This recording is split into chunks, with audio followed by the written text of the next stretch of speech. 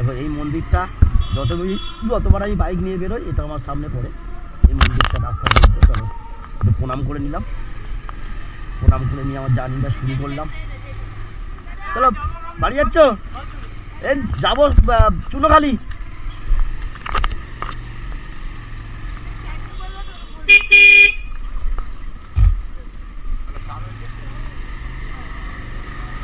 ক্যানিং ক্যানিং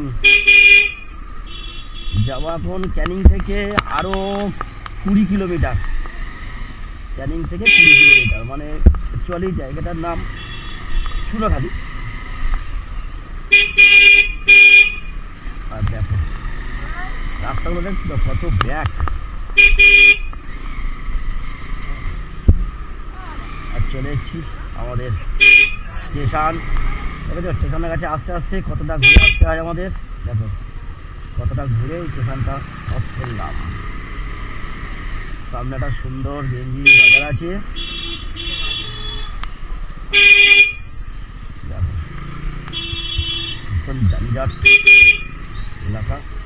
ভাই যেতে দে ভাই, যেতে দে ভাই, যেতে দে, যাবো অনেক দূর ভাই, যেতে দে ভাই, যাবো অনেক দূর। আর এই যে সুন্দর একটা রাম মন্দির, দেখো সুন্দর সুন্দর একটা রাম মন্দির। চলো দাদা একটু জয় শ্রীরাম, জয় শ্রীরাম।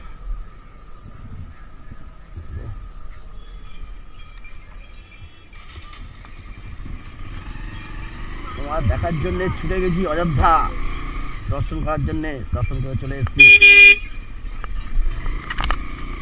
চলো একটা আমাদের হাটের বাজার, এই বাজারটা এখন ভিতরের দিকে বসে। এখানে রাস্তাটা বড্ড জাম হয়ে গেলে তার ভিতর দিক করে দিয়েছে, ভালো করেছে, কমিটি থেকে ঠিক করে দিয়েছে। আমি ভীষণ অসুবিধা হচ্ছে। এই যে যেটা ভয় পাই সেটাই হয়। গেট পড়ে আছে, নাও 10 মিনিট দাঁড়াবে এবারে,